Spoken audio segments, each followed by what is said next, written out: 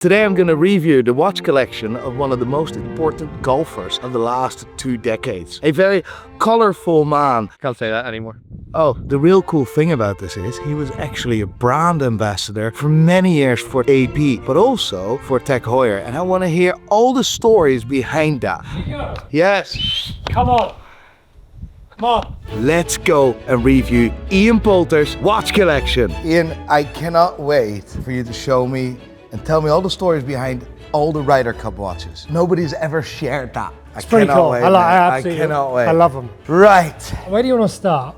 I want to start with asking you, what is more important to you, watches or cars? And you can be dead honest, because I know the answer, I think.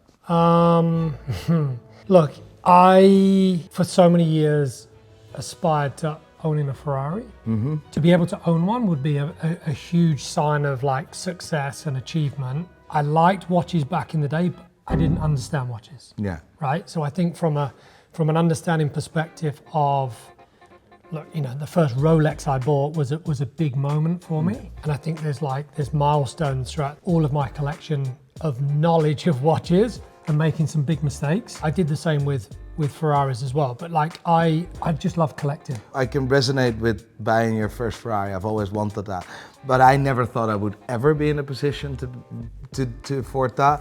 And whenever I went a wee bit off the rails when I got my first Ferrari, because I went on a rampage for a year, drove 26,000 miles and just partied everywhere all across Europe. Good for you. Yeah, that was That's the way to do it. That was the way to do it. At least I didn't have a sport that relied on me. I had a business to rely on me, but well.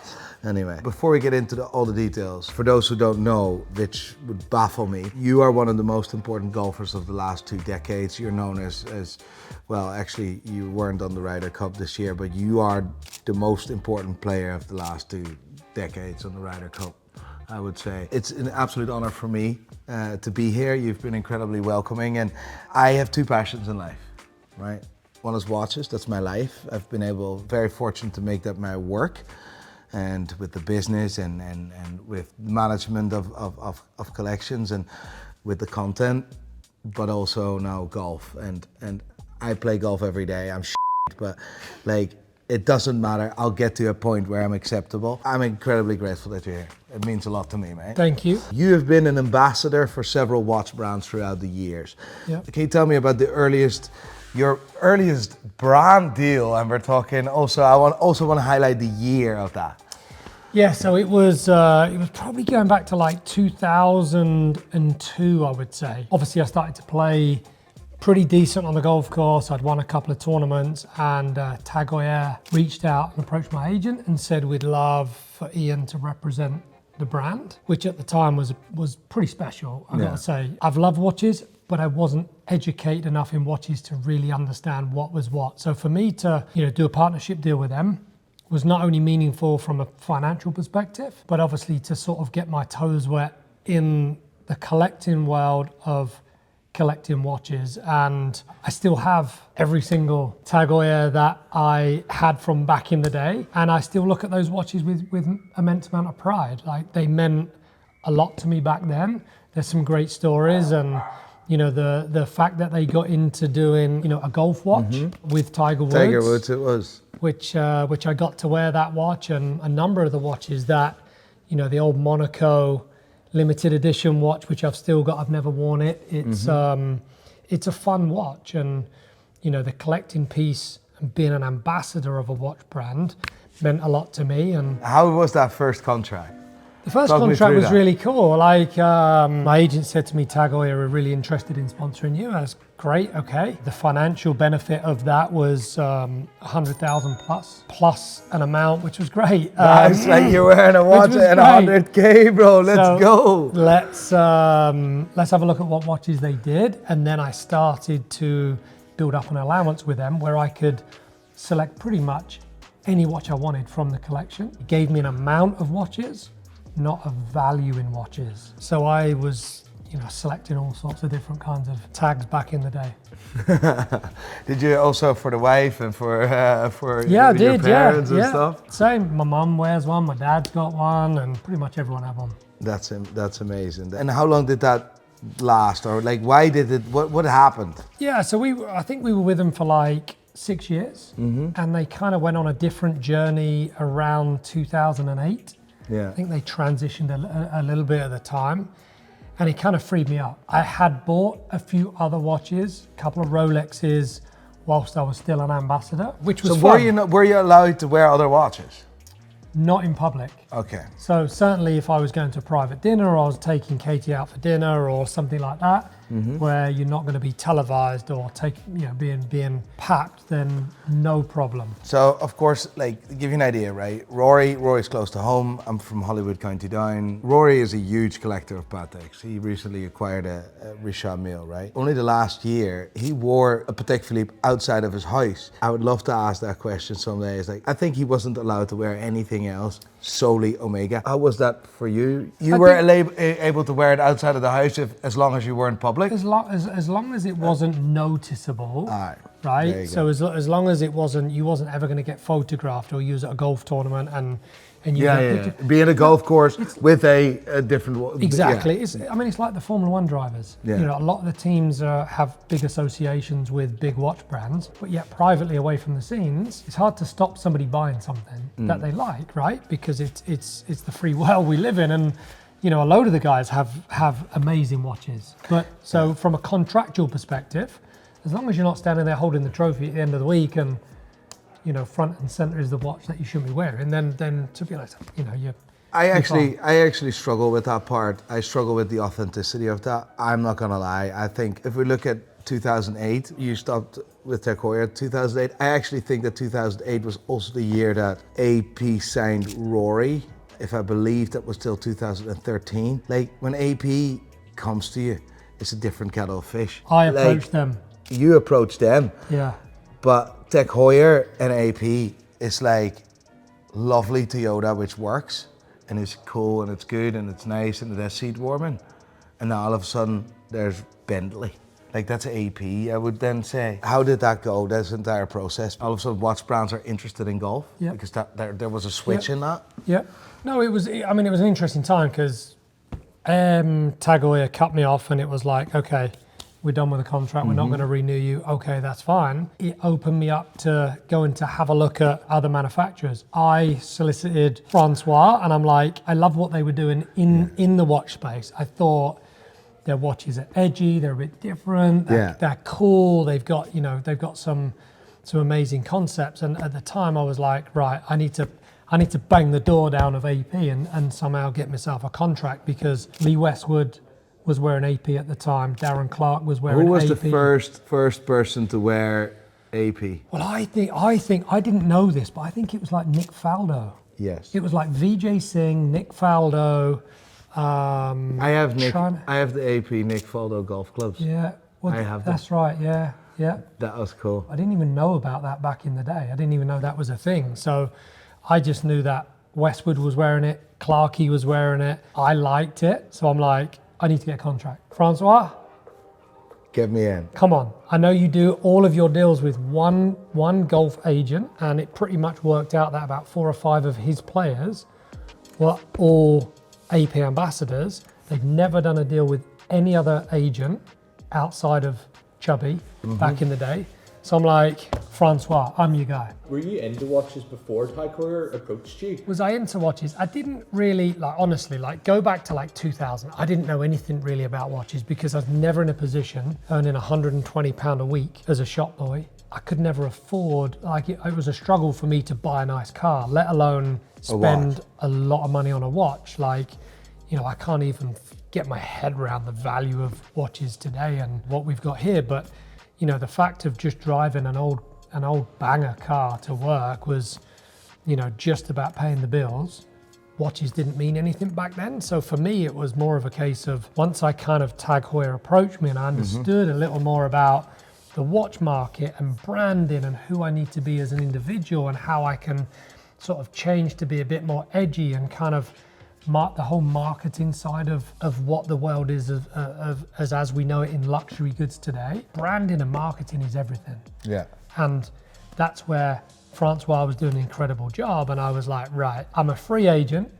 I've been buying a couple of watches. It's time. Yeah. For those who don't know, Francois was the previous CEO of Audemars Piguet, and he done an incredible job. He brought AP to the absolute moon. He left AP, and that was announced 2 years prior to his departure. I would argue to say that AP absolutely lost its identity. Personally, for me, I just felt that, and I don't know if you agree, but I felt that there was so much personality in AP with Francois, and it was his personality, it was his balls that really made the watch brand, because the watch already existed.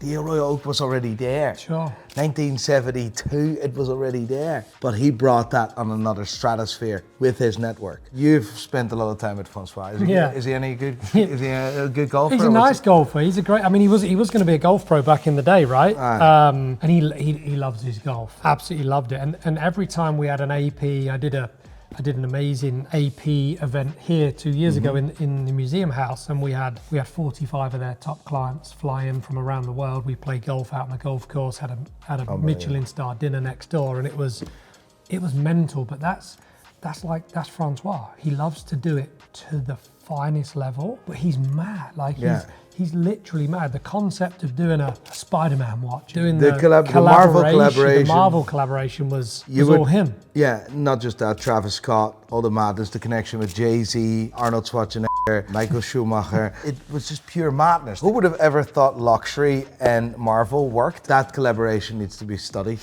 Like that is, it was genius. It was absolutely genius, and I miss that identity so much. And listen, I'm not gonna shoot off AP, and I've met Ilaria, which is the new CEO. She's lovely, but you see that she's more a puppet in if the board. Francois wouldn't listen.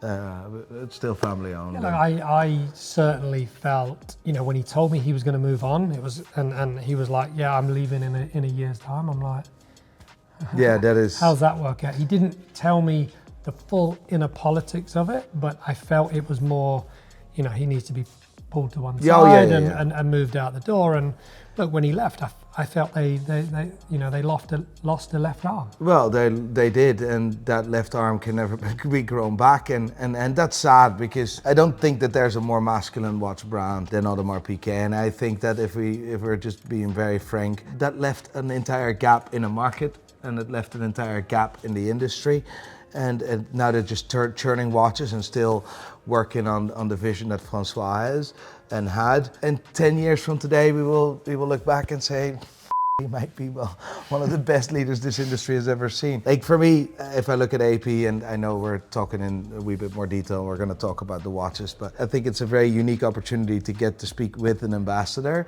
of a watch brand and understand that history and understand that process first before we get into detail, because basically I can see every AP under the sun. Am I correct in saying that AP was the first brand that went all in at golf? Yeah, and again, my knowledge pre sort of 2000. Well, Rolex was always there, but like sure, but like I didn't realize at the time Faldo had a deal with them way back when, and obviously Vijay Singh had a deal with them. So and there was always the Amiga Masters in golf, which was at Cron-sur-Sierre. So I think golf and watches have always been together in some way, shape or form from a sponsorship perspective, because of the territories that golf has traveled all around Europe, and obviously Europe being the hub of some of the best watchmakers in the world, right? Yeah. So it's kind of watches and golf has always been there. It's just mad that AP pulled out golf the moment golf started blowing up.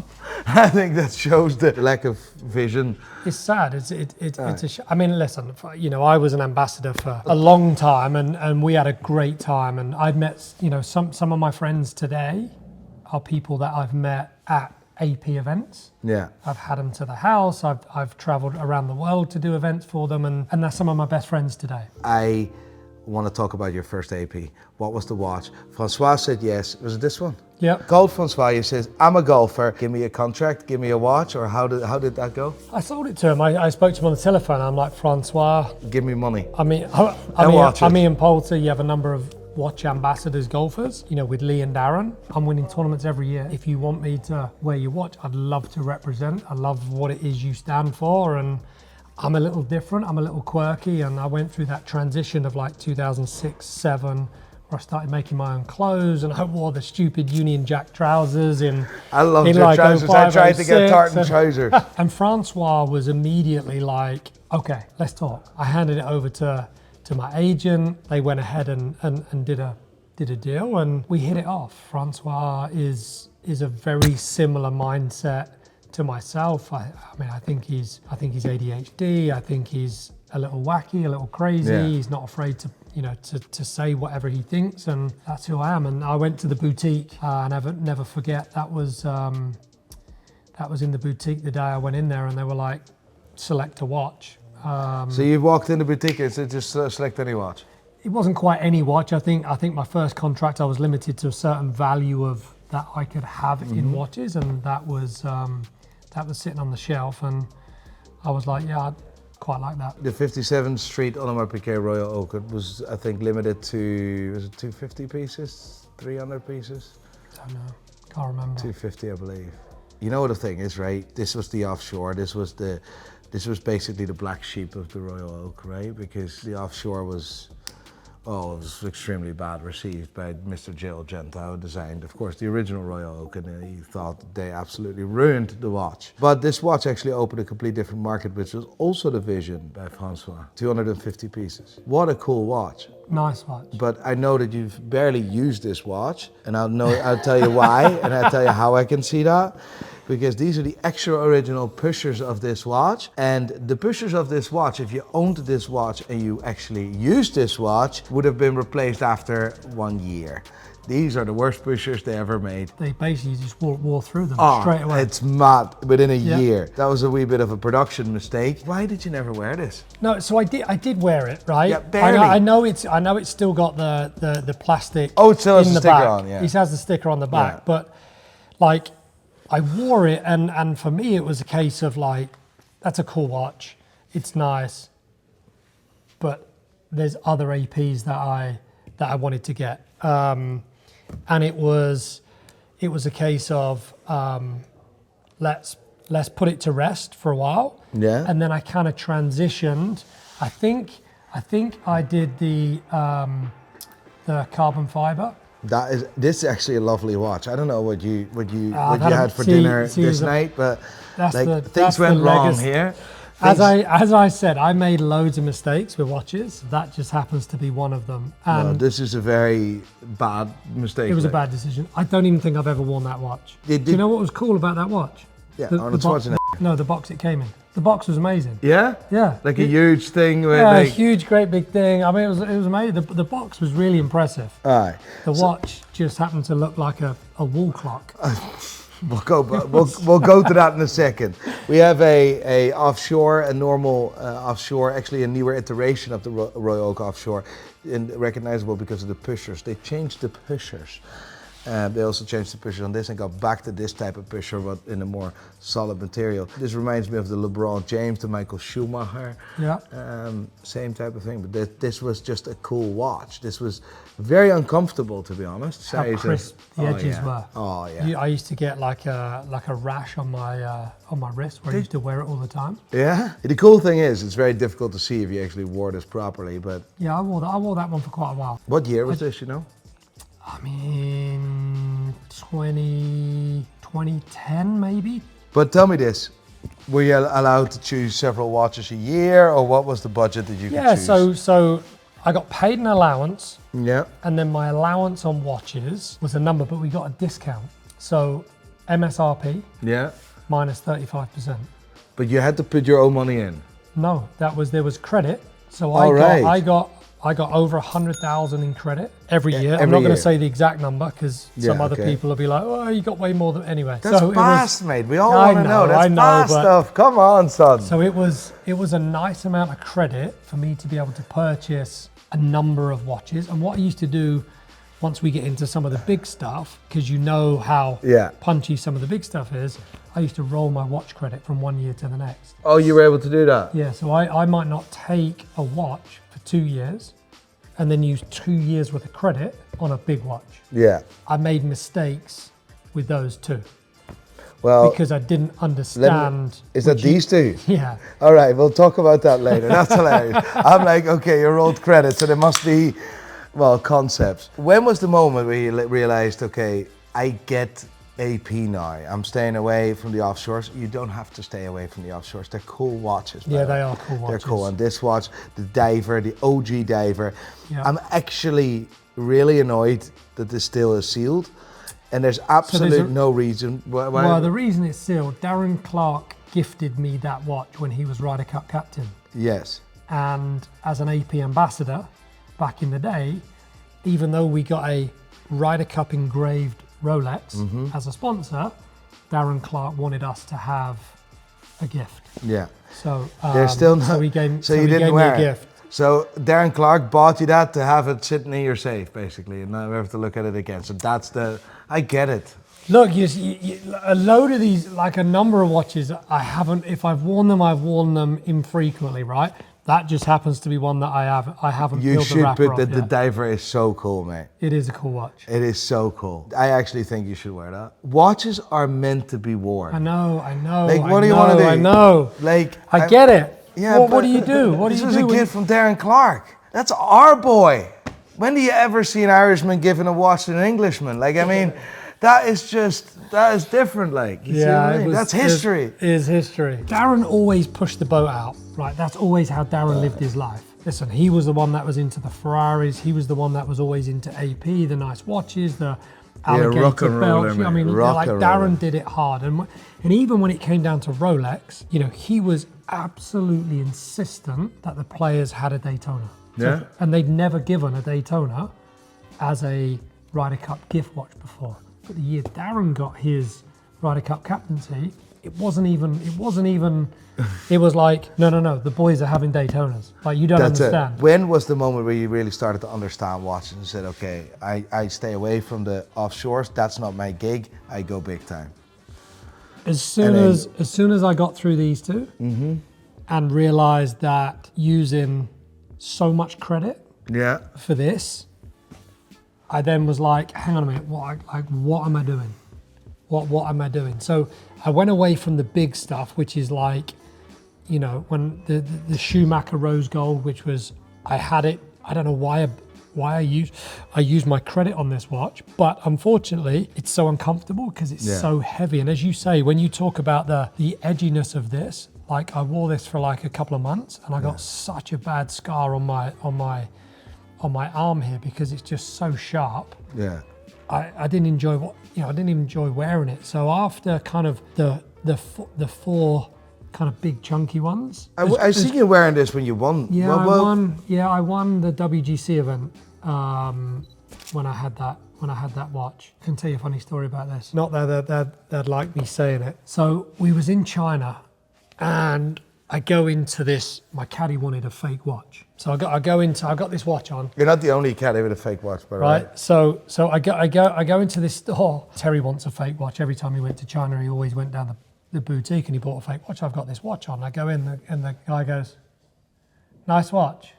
So I was like, real or fake? He said, no, that's real.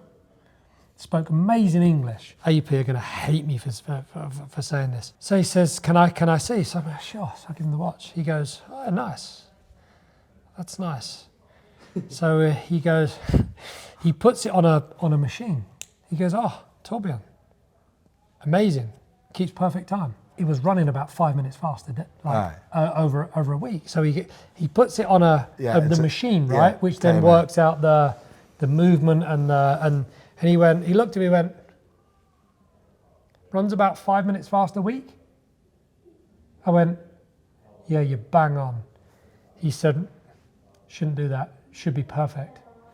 So I got home and I sent it back in and the spring was wound too tight and they recalibrated it.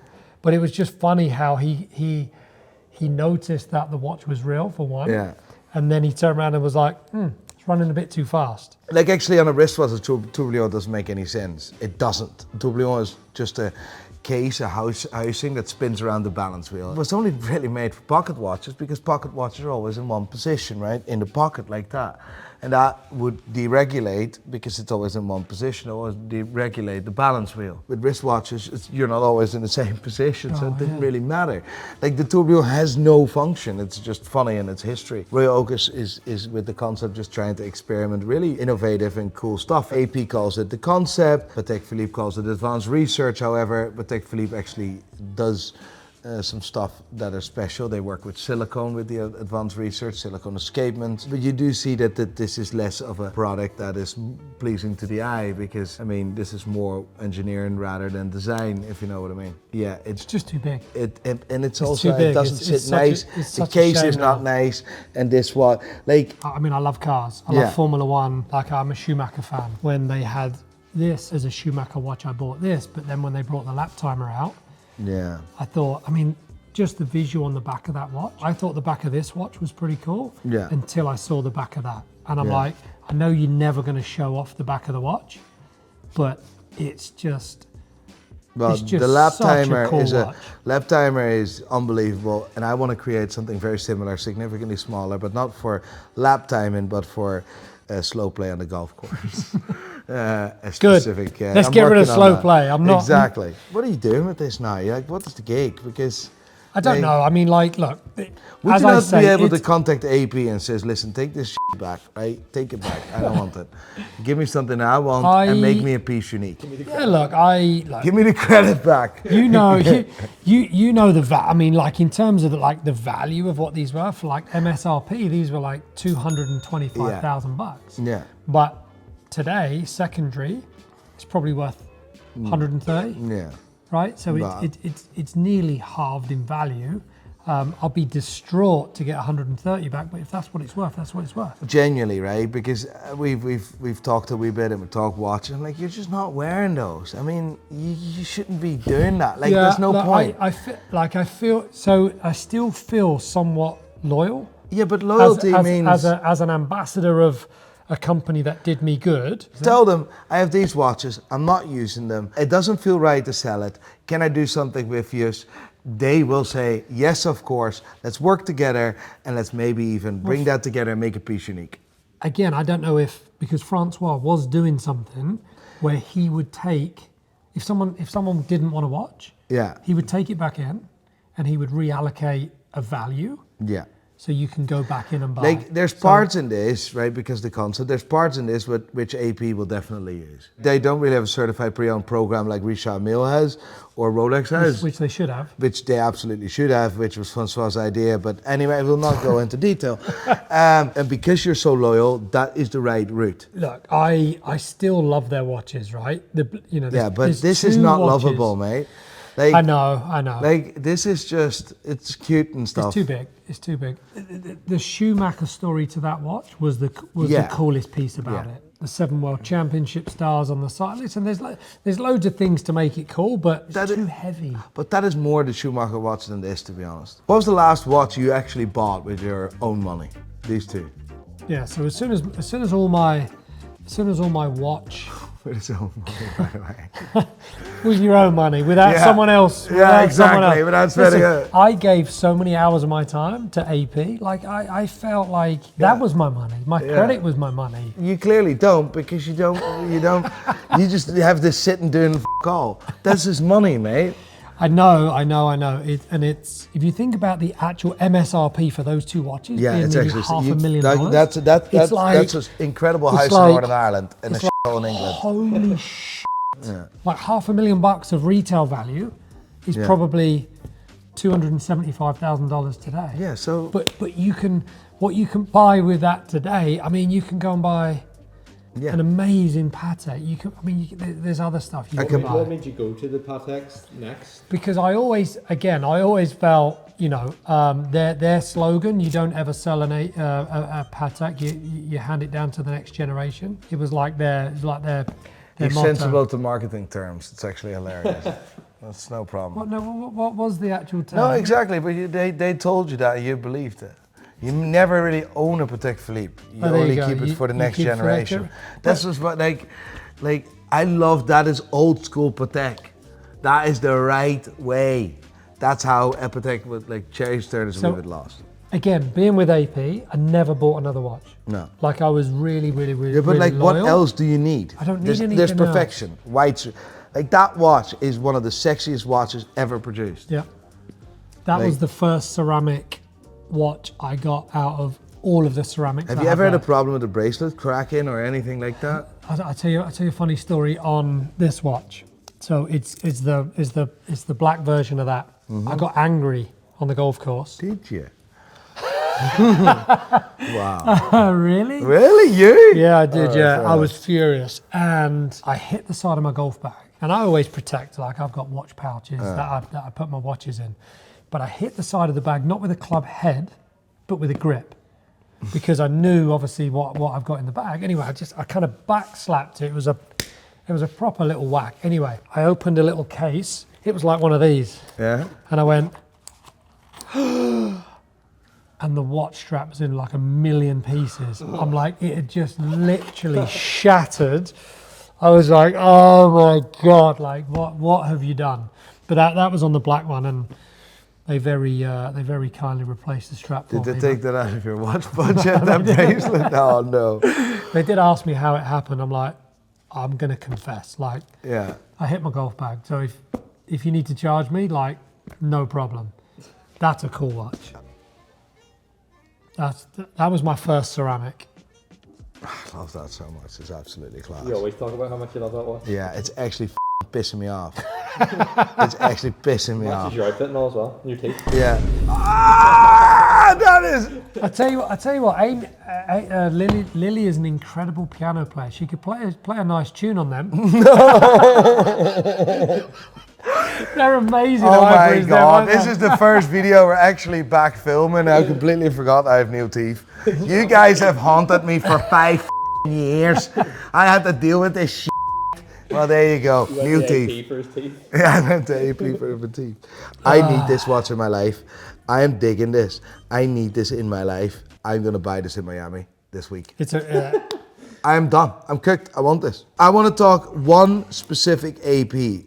There's a specific reason for that, because I see that watch in the box, and it actually not just gives me a wee bit of goosebumps, but also a wee bit of anger, because I was able to buy that bloody watch, not from you, but one of the other 12 people, not telling you who. I know that this is the unofficial, official Royal for the Ryder Cup. So Francois said, listen, we had so many players that were AP ambassadors, Darren, Westy, myself, Danny Willett, Bernd Wiesberger. There was a number of guys that were in the Ryder Cup team. And he said, I want to do a special watch.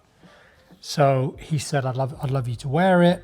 He obviously understood the background of obviously Rolex and the Ryder Cup and the significance of that. So he made this white and blue, beautiful offshore. As you say, they only made 12 of. Yeah. Darren, I think, auctioned his off.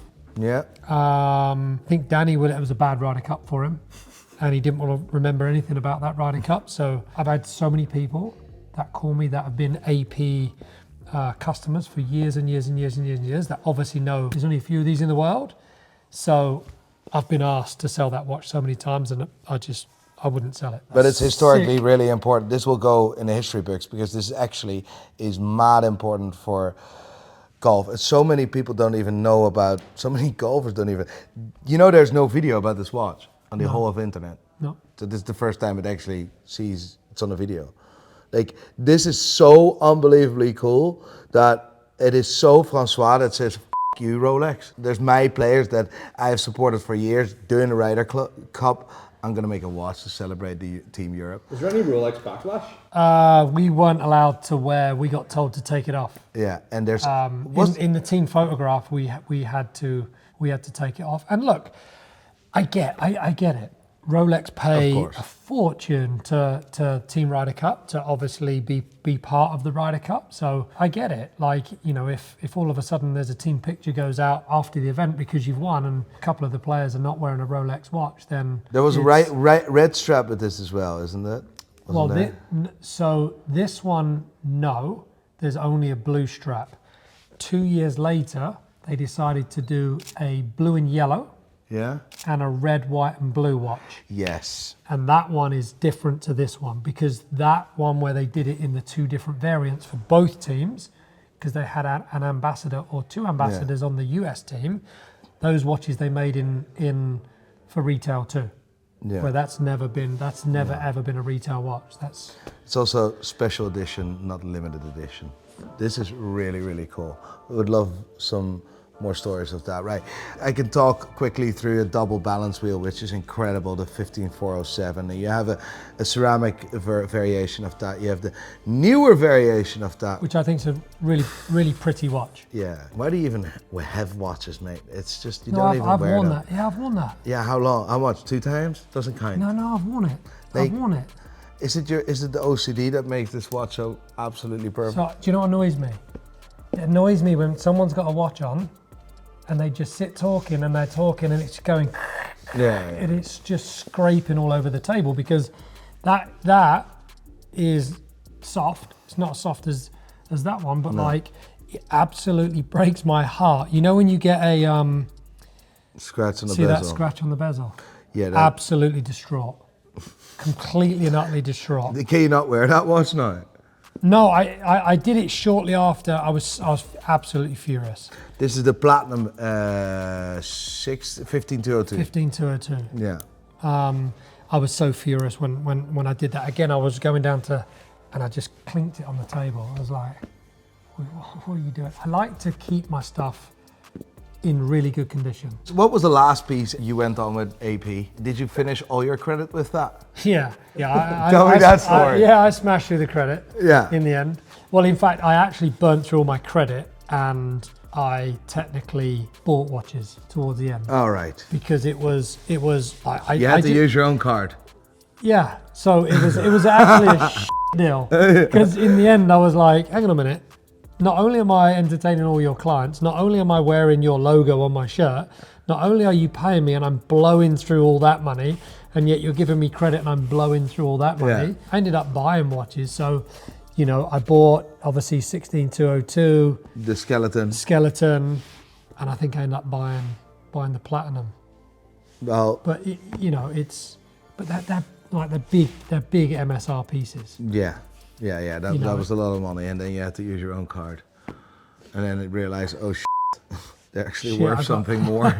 They've been good, they've. Yeah, now money value on most of these has been. Oh, you're phenomenal. You're definitely up. But forget about that. I want to hear the story of Francois telling you, yeah, nah, mate, we're stopping golf. Well, he kind of alluded to it. Was out for dinner one time. He said, hey, just gonna let you know, in 18 months' time, I'm finishing with AP. I don't know what I'm going to be doing, but you're not getting any more watches. I'm going to move on. There's a lady coming in who's going to be the new CEO. I don't know what her vision is. I don't know if she likes golf. I have no idea, but it might be the end of golf with AP. But look, I'll still see you around. You'll still see me around. And that was that. He left, and shortly after he left, it was as soon as my contract ran out, it was. AP kind of disposed of the whole ambassador role within golf, which it's a shame. It's a shame. It's a good sport to have that level of relationship with the customers that I know. I think the collectors that I know that play golf and collect AP watches. I think they made a huge mistake, but that's me personally. And next to that, it's funny, you do see sometimes the history of AP still within golf, and we're talking about a golf club in Switzerland that still has those big clocks. We're talking about the Els club in Dubai that still has that big outside clock of AP. But Rolex is above anything else, King. What was your first watch? Do you still have that? Or what is? White gold Daytona. Was originally on a black leather strap, and it was perishing. So I actually asked someone what would be technically. Yes, rubber B. The rubber B is good straps. It's a good strap. So I bought this one for £8,000 in 2003. I'd won 5 tournaments by then, and it was already minted. For me to spend £8,000 on a watch back then was like, that was a ton of money. Aye. I had £6,000 in the bank and I bought a £4,000 Speedmaster. That's It's a very ballsy. smart idea. Well, that's ballsy. No, I have more of those ideas. I've done more. I've done more of those stupid ideas. Yeah, and I loved that watch. I couldn't really wear it because I was sponsored by Tag Heuer, and I loved that watch so much that I bought The steel variation. Katie the steel variation. You can tell how often she wore that. Not very often. Oh, look at that. No, she a wee bit. She wore a little bit. She's a bit more. She wears her stuff. This is lovely. The old clasp as well. I actually bought it second hand. I didn't buy it brand new at the time because I couldn't get one. Do you remember? Like it was like. There was a dealer in Manchester that some of the other golfers were buying some watches from. I bought it from him. I think it's time for my favourite part, right? And I first of all see Landweller. By the way, what an incredible watch that is. I mean, they've done an amazing job with this. That variation. I actually took a photo on Instagram of that exact variation. What you have there is one of the best looking watches. That's the daddy. The daddy. I would like that is just. I mean, I love Rolex watches, but they really got my attention with that watch. Yeah. I think they'd absolutely smashed it out of the park. I need to get the stainless one. No, this watch is just the absolute daddy.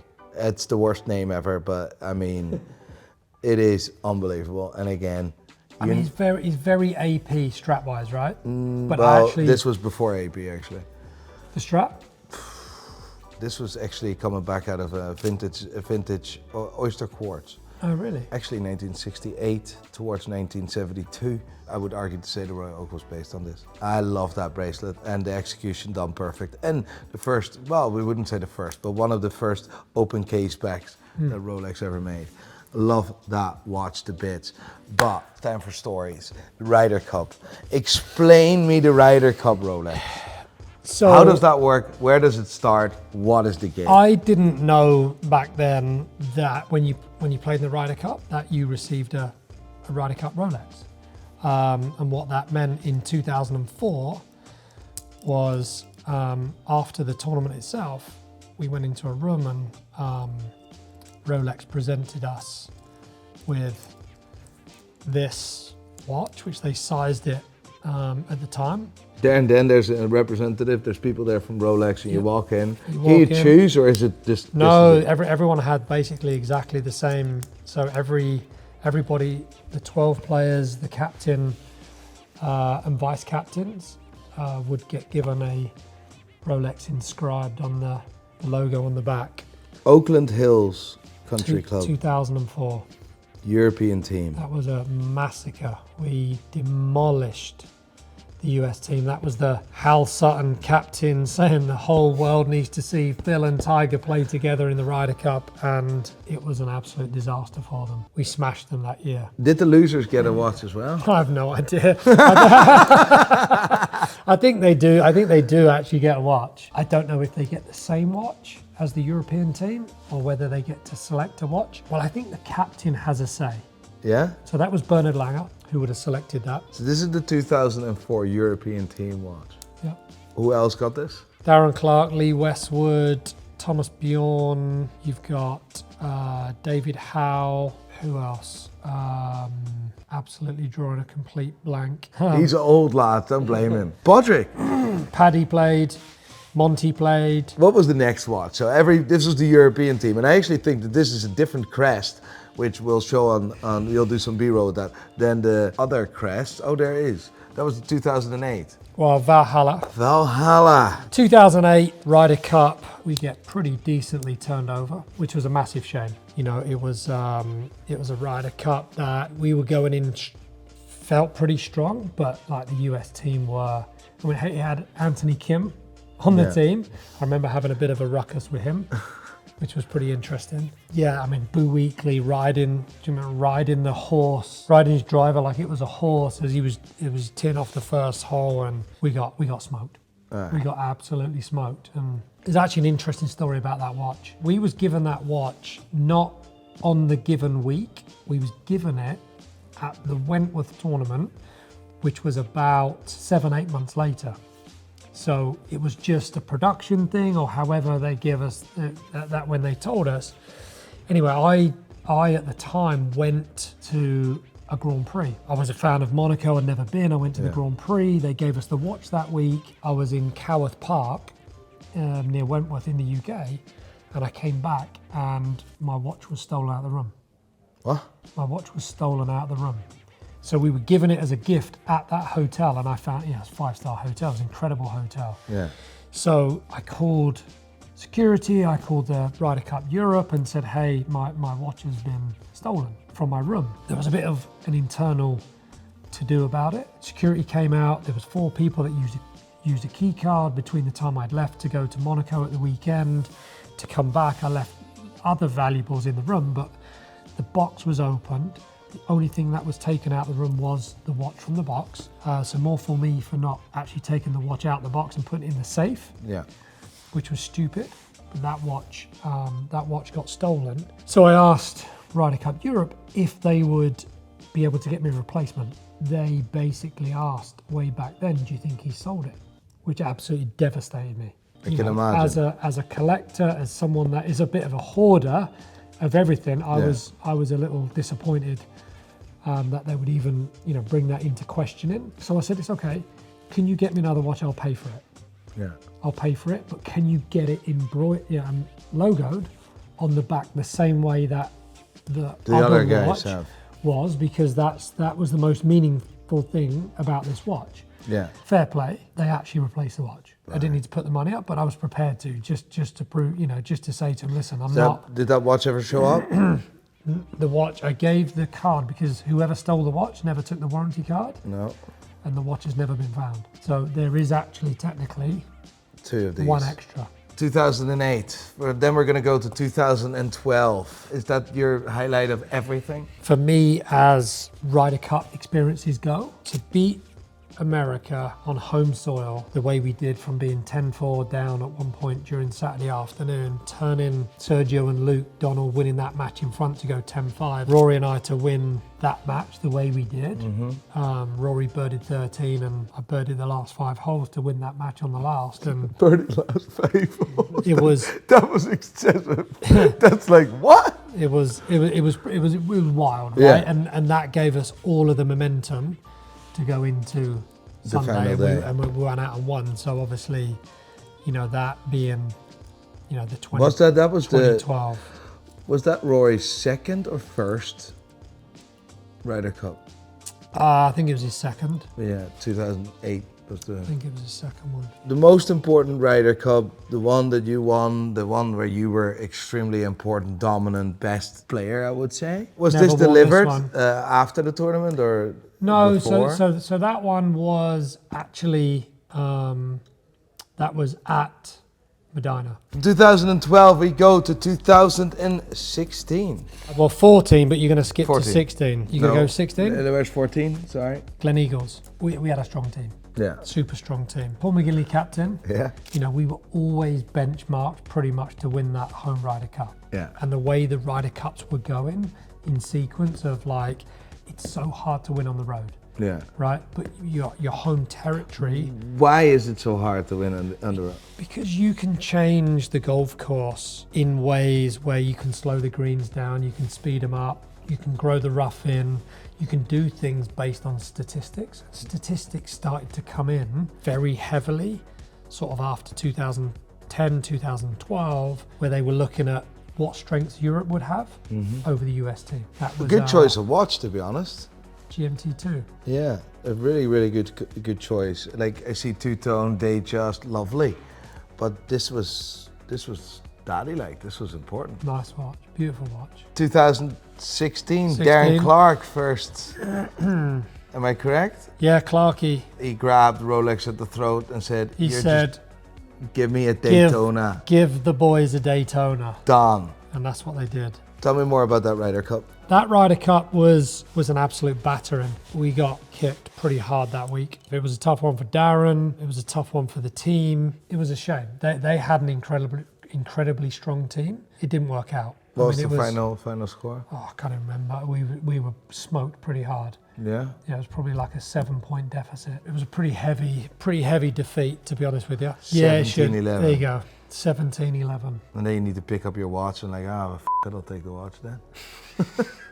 It's a reminder. Mementos, mementos, and again, trophies, accolades. I look at it with the kids one day to say like, look, the kids will be able to wear them and enjoy them, right? And Yeah. they're never going to sell them, and they know what the Ryder Cup means to me. Wimbledon. That's funny. So this was 2018. This was Thomas Bjorn, Yeah. captain in Paris. I actually think it's a beautiful watch. It's an absolutely incredible watch. And, you know, it's the only one of pretty much all of the Rolexes that I have on that strap, Jubilee bracelet. Jubilee, which I wasn't a massive fan of that, as you can tell, with the ones that I previously had, until I put it on. And I put it on, and I'm like, that's a really nice. The way watch. the light catches the Jubilee bracelet is just incredible. Yeah, even though I haven't worn this one either. it's just. Do you drive your cars? No. Yeah, I do, but sparingly. You know, that was nice. It was a bit different compared to the other watches that we've had, but I actually like it. I love that watch. It's a really nice watch. I like the numerals. The Wimbledon is absolutely class. Yep. And then in 2020, they ran out of money, or what's the crack here? You'll see the number on the back of that one. Yeah, It's 134. 134. So I'm the 134th ever player for Europe to play. So this one had nothing to do with 2020? This was just you as a 134th player? This wasn't the team watch? Yeah, this was the team watch. All right. It's still got the Ryder Cup logo on there for 2020, but every player in the team has their number. All right. So they heavily leaned into the fact that, you know, whatever number you was in succession, that was the number. So I do really like that. They could have done it on a better watch, to be honest. Paddy was captain. I don't know if he selected that watch. I'm never going to be ungrateful, but it's probably the plainest of all of them. You're such a nice guy.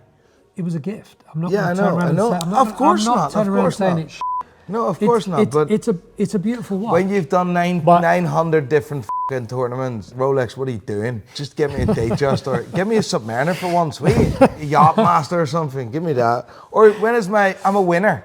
Give me a gold one. I'm not sponsored by them. They're gifts. But Well, we can but Liv just done something with Rolex. Rolex, yeah, exactly. Yeah. So let's get Ian Rolex sponsorship now. Done. Look, he is like the Roger Federer. To be honest, I don't think it would ever happen. Honestly, why not? I'm not sure I'd take a watch deal anymore. What? I honestly don't think I would. Because it's such a pain in the ass to wear a watch. For the first, It is for him too. honestly, for the first time in like a long time, I haven't had a watch deal for several years, and I'm able to go and buy a Land Dweller, go and buy a Patek. Like, yeah, but you're not wearing them. I do wear them. I do wear them. Look, worn. What, 5 times? One to the grocery store? No, that's my go-to. Like, I love that. I've worn this. I'm even mortified that that's got a couple of scratches on it. So if Rolex calls, you say no. He's negotiating I already. am not sure. Anything's possible. Anything's possible. You're like the Roger Federer. You're the wee bit less good-looking Roger As a Federer. Ryder Cup captain, you generally have a deal with Rolex. I'm not sure I'm ever going to be Ryder Cup captain, just because of the whole live golf That will scenario. all relax on. Like, we'll see. I knew that playing at Whistling Straits was my last. yeah, From a playing perspective, absolutely, yeah. because you already knew Liv. I'm old enough. No, I'm get to that point where it's like too old to play. There's a load of young players for Europe that you hand the baton down to make sure that they're going to go on and play great. But you should be involved. I'd Like, you love to- deserve. I'd- I'd love to be involved. You're Mr. Ryder Cup, to be honest. Like, name me any other player that there's none. No, look, everyone. Europe's biggest rider. Everyone. He's Europe's biggest rider, to be fair. Yeah. Everyone's done their job. Like, everyone's done their job that's ever played a Ryder Cup. I'm proud to be guy number 134. You need to wear your watches, mate. This is Ryder Cup. I do. This is history. I wear a watch every single week. I don't ever travel without a watch on. I can say with 100% certainty this one has never been. I've never worn that one. No, exactly. So it's like I wear a watch. But if all these watches are never been worn, wear the watch you actually are wear. being Is that worn. Jacob and Coda falls apart? I've worn this. I've worn this. I've worn All right, this. Fair enough. I've worn this one. Twice. No, I've worn it. Haven't worn this one. Worn this one. Haven't worn that. Worn. Not worn. Not worn. And I've worn all of the ceramics. You can only wear one watch, done, the rest of your life from all these watches. Which one is it? As mad as it is, I'd probably say that one. I was I just think sitting there. it goes with everything. When you were telling me all the excuses in the world why you're not wearing your watches, I was just deep ingrained in the color of that dial. It's beautiful. It's unbelievable. Yeah, it's amazing. So this would be your choice, or would you go for gold? I'd probably this just because it goes with everything. It's less showy, and I think you can you dress it up, dress it down. I think that's probably. I like that. It's I a like cool that. watch. On that note, I want to say a big thank you, Ian. You've been nothing less than a gentleman. I really appreciate your time. Thank you. Your generosity. We've played some golf, and it means the world hanging out with you. I think you're an absolute superstar. As well as that, please wear your watches. That would be handy. That would be amazing. I do wear my watches. No, mate. Listen, you have a Poulter collection, and this is the epitome of stories for me. Those Ryder Cup watches, that is just incredibly special. And one day, hopefully, we'll see that all together in a museum, because that's a story to be told. These sentimental wise, Yeah. for me, not over value of it. No. That right there is what's gonna mean a lot to me to hand these down one day. Yeah. Just because there is so few with that crest on the back. Yeah, exactly. And next to that, Rolex, get your ass a gear and sort out Ian Poulter, because he deserves it. To end this video, I want to see this watch on your wrist, and I do want you to say this wasn't the right decision. Put this watch on your wrist and bring me back to the moment that you said, yes, that's the one I want. Look at that. Look at that clock. Like who... Listen, we can't all be perfect, right? But there was a moment where you're like, "That's a great idea." Yeah, but like I like how this. You looked at the mirror and you looked at yourself, and I'm like, "But you can see this is so perfect." You can see how often I've worn it, because you've never worn that. No, I haven't. No. Again, mate, thank you so much. Cheers. I appreciate you. IP the Postman YouTube channel. We filmed a few videos. Golf, if you want to see my golf game, go there. Thanks. Bye.